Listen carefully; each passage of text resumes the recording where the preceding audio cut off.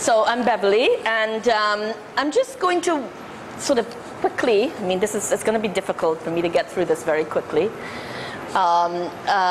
because I feel there's some analytical pieces that really need to be talked about, and I'm not sure that I can actually do that in 10 minutes. Anyhow, the making of queer, Blockorama is the making of queer diasporic space in the Toronto Pride festivities. Could you go to the next, I just have some themes. I should have made that bigger. Could you make that bigger? Anyway, just for people who may not see it. So the making of black queer diasporic space. In 1990, I think it was more or less 1999, 1998, a group of queers, both women and men, in Toronto decided that, look, we're coming to Pride for how many years? We're queers in Toronto, we're black queers, and there is no, the Pride Parade does not reflect the vast and the actual diversity of queers in Toronto. So it's significant then that we actually make some intervention into this space. And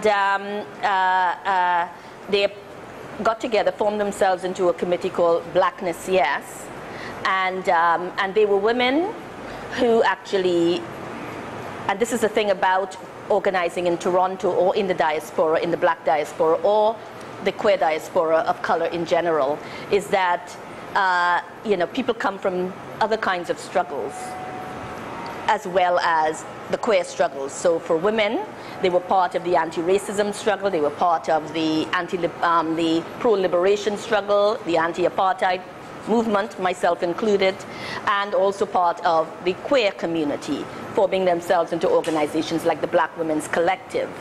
The men came from also organizing in the same capacity, but also forming, who had already originally formed groups like AYA, which actually were the organization to focus on HIV/AIDS among black men in Toronto, and, you know, and also from ZAMI, which was a collection of both men and women who actually came together to actually celebrate and talk about political and economic and social issues for, you know, black queers in Toronto. And they formed themselves into this organizing committee to talk about, you know, the fact that we are not actually reflected here. Plus, they're using our carnival style celebratory street festival, right? So wait a minute, what's happening here, right?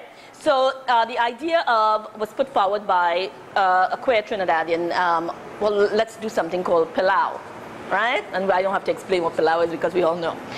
And that was the whole idea. And others say, well, we're not sure because here where we see, and the way that blackness is being spoken about in terms of, of a diasporic understanding of blackness as not having any unified understanding of black, but one that actually spans the diaspora, and how you take up blackness really also there's room for that, right? It doesn't signify, but it actually started within a Caribbean context because it was started by queers whose family came from the Caribbean, even if they were born in Toronto, and lived within a Caribbean context nevertheless. And the idea of Blockorama came up by the same person Jamia Zuberi, who put forward the idea of Pilau and wanted to do something similar to having a street intervention. But others felt that there were queers who were not necessarily feeling safe to come out and hadn't come out to their own family. And the whole signification of being on the street is that you're queer. And that everybody, if you're on the street, you must be LGBT. So why not create a space that is more stationary, that allows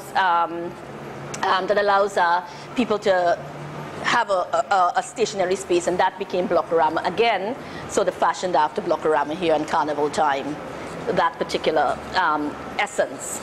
And so that idea came into being, and in 1999 they approached Toronto Pride Committee, and of course, you know, the way in which race and racism works in North America and in Canada, and I can speak for, is that, you know, you approach the committee, which is primarily white, because the assumption is that queers are white, right? And, you know, there are no queers of color, right? You approach the queer committee, the Pride Queer Committee, and you tell them you need a space, and they kind of wonder, well, why? After all, we're all queers. But you didn't know we were here before. That's the whole point. So this is why we need the space, right?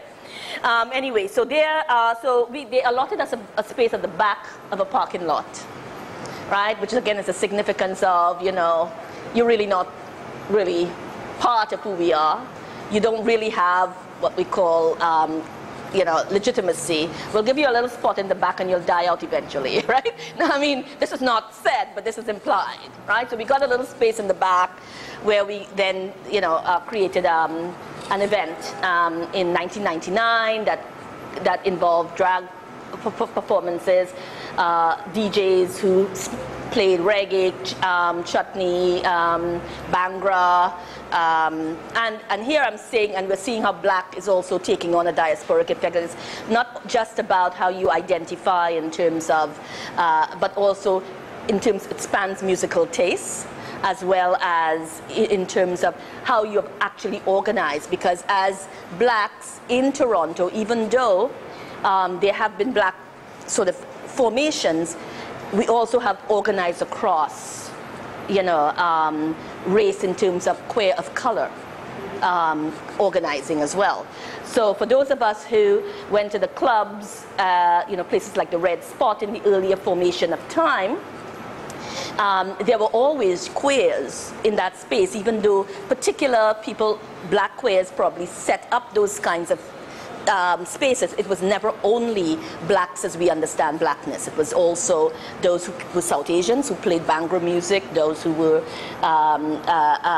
Latinos, Latino women who played salsa. So, and those were the people who actually traveled with us to Blockorama and became part of, you know, the stage presence, right? And then there was drag performances played a really key role. Okay, so that continued until 2005, and we were told, then suddenly we were told we had to move. Because every year Blockorama got bigger and spanned and got wider, and more people started coming. And the idea was to create a space for queers and their families to come, right? People who love them, mother, daddy, children. So we had no alcohol and no liquor so that children could be there. Well, in 2005, we were told we had to move so that they can give that space to a corporate sponsor who would then make it into a beer garden, right? And, you know, so they moved us without even telling. We just got this note saying, you got to move. And then they moved us to a space behind a beer garden, behind like a beer store. Of all places, everything we were avoiding, they put us right behind a beer store. And the first year they put us there were so many emergencies because the space was so small, so cramped, people started fainting. And the emergency services couldn't even get past. A pregnant woman was there, she fainted. They can't get people out. All kinds of stuff went down in there, right? And so we said, okay. So the committee said, hell no, we are not going back in that space. First and foremost, we don't serve beers, we don't serve liquor so that children can be here and families can be here and they can celebrate, and you put us behind a goddamn beer store. Plus people are falling down like flies in our place. So no. So they moved us then to another park, a small park that actually was tiny. It was very muddy and sloping, and again, there was issues. So we finally got moved away. I finally argued that this is ridiculous. I mean, and here I incorporate the whole idea of how historically blackness has always been, there's always been an attempt to, what I would say, completely, you know, erase and also landscape blackness out of the North American context or the Canadian context, as if blackness never existed prior. And I mean, I go through a whole explanation of how that has always been there, but how it's always been landscaped. There's always an attempt to landscape it out of existence. So this was also another processing of how we're seeing racism and a white nationalism operating that is attempting to landscape blackness out of. And in this context, as I say, and I explain, I'll just tell you how I'm using blackness so that you understand clearly, and I hope, I'm sorry if I'm trying to do this as fast as possible. And I use Ronaldo Walcott's sort of analysis of blackness, which for me, it works. And I say that, and I quote him saying, I quote Ronaldo said on his aspect of blackness, that black queer diasporic space is transnational space. That black queer life in Canada borrows and shares across national borders to constitute itself locally. Black queer life thus refuses national designation as an originary site of identification, and instead it casts its lot with black queers transnationally, right? So it is a transnational wide understanding of blackness. So however we shift, and many South Asians who occupy that space come from a context where blackness is understood as also identified as South Asian. So people take up blackness in different ways in that space as well, right? And musical taste is a big part of it.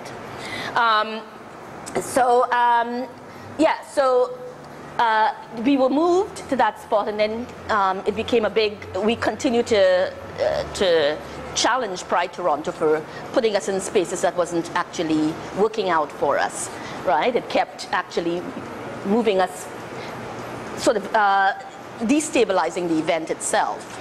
And we kept being pushed outside the village, further and further outside the village of the actual event. So eventually, I think it was in 2009, while all this was happening simultaneously, there was a big challenge to another group called Queers Against Israeli Apartheid. And I think it's very important to make those connections. So if you can bear with me a little as I do that. Queers Against Israeli Apartheid is a group of people, a group of queers who actually make up the Palestinian and Jewish diaspora, who actually challenges who challenges Israel's occupation of the West Bank and the Gaza. Yes? And at that time, the city of Toronto insisted that Pride not allow Queers Against Israeli Apartheid to march in the Pride Parade, because we are funded partly by the city, right, as well as by private corporations. And then all corporations jump on the board and the bandwagon.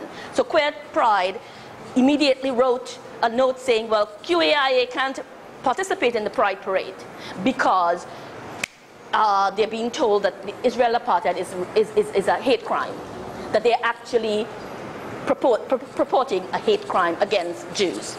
And I think, like, okay.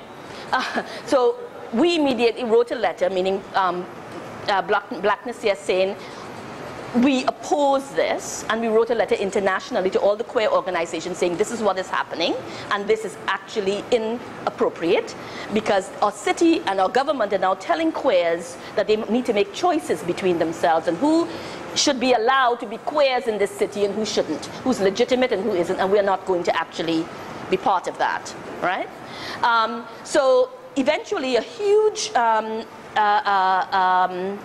this became to a boil, right? It got to a boil where Queers Against Israeli Apartheid did march in the parade. They were told they couldn't use their banners, but we all sort of marched with them in support, right? So of course there was all kinds of brouhaha and whatever else, but that was besides the point. We continued to do what we needed to do. Eventually, Pride Toronto was forced to do a report, an assessment of its behavior, and the fact that what we accused them of, which was homonationalism, right? Meaning that they were actually prioritizing corporate sponsorship and corporatization of an event that actually belongs to queer folks, right? At the expense of queers. They were actually also asking queers to actually see themselves as separate from other queers, which means that certain queers accept that they are folded into the nation. And homonationalism is a term that was actually developed by Jasbir Kaur, right? And that they see themselves as being folded into the nation and being actually seeing themselves as separate from other queers, and seeing, and you know, the way that whiteness gets sutured to that. So I'm told I have 1 more minute. So eventually, with the report, in order to soothe our anxieties and to make themselves look good, Pride Toronto then actually gave us back the space. But they gave us back the space on the conditions of that there be a beer garden. We got a larger space. We agreed to take it, but the first year, everyone had to line up and show ID. And again, we had to go back to Pride and say, well, this is actually problematic, especially for transgender people coming into the parade. Coming in, because it's a beer garden, you have to show ID to get into the park. And we said, well, for transgender persons, this really puts them in a really difficult position, and you need not to do that. So so the next year, they allow us to go through, and if you have to buy beer, then you show an ID. But in a nutshell, I guess the point I'm sort of, the pieces that I actually am missing here, because I only have 10 minutes, but the connection I want to make, I made in this piece, is it is more a discovery and a recovery, to show sort of a historical piece of the way in which Pride,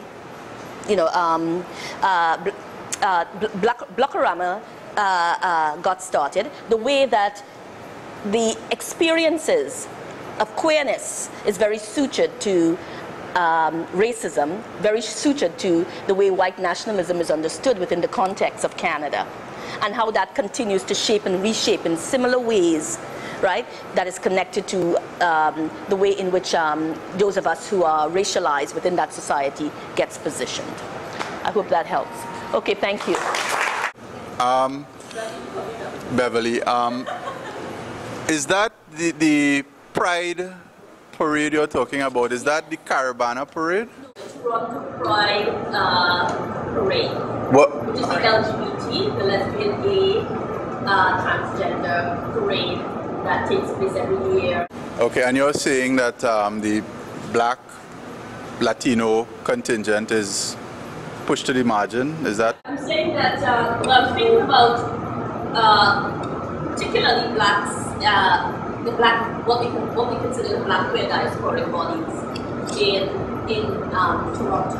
And I'm saying that what has happened historically is that we have never really been reflected. I see. Or reflected in that space, right? And one opportunity we've had to create that space, we found successions of being placed outside of the actual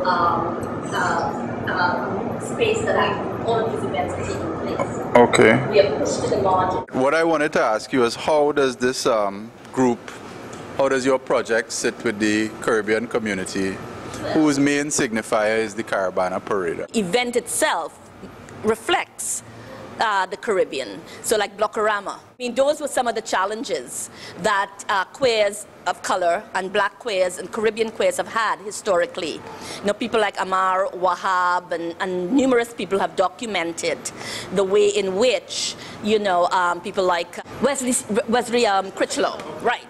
They have documented in depth how, you know, difficult it has been for black queers, especially men, gay men, in terms of coming out and getting support and maintaining support within their families and communities, and how, you know, many in the black community have found different ways of actually being out, which is why there was that whole discussion about having the street versus the actual stationary, where those who are not out to their families were actually able to go to Blockorama, and where everybody can come, right? And actually it actually gives them some sort of protection.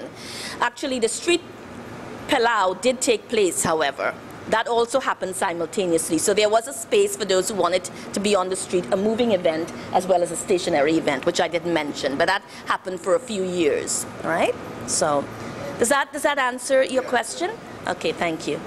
I was just struck by something that you said, because I'm rabid against alcohol. I'm an anti-alcohol activist. And I'm sorry, I just wanted to critique IGDS buying Stag. I mean, Stag and supporting Anson McCall, who's very sexist in their work and their advertising.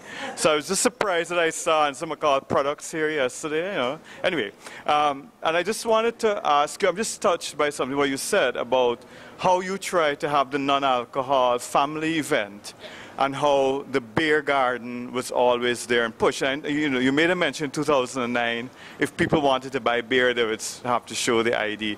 So I'm just wondering, how is your event now in terms of how alcohol is present? Well, I mean, we are in that space because it actually holds 4,000 people, and every year Blockorama keeps getting bigger and bigger because it's very diverse, right? People, whites, blacks, Asians, everybody's there. It's a happening event, right? It's a party, the big block party, right? And there is a beer garden in there. But what we managed to have gotten was to actually be able to enter the space without being searched. Because then there's this whole aspect of the criminalization of blacks, the criminalizations of queers, and queers of color. So having to line up to show ID, and then those who are trans, who actually ID does not reflect their current status or current identity, puts them in a real conflict. So how do we then negotiate those sort of things? So how we did it, and how the committee, I'm saying we, but it's really the committee. We're asking about the alcohol use. Okay, yeah. Is that people who want to access alcohol, when they go to buy, they show ID. But there is alcohol on the premises in one area of that space. And you have an option. If you want, you go buy. If you don't, you don't. Right? So it allows families and children to be in that space without actually feeling compromised. Does that answer the question?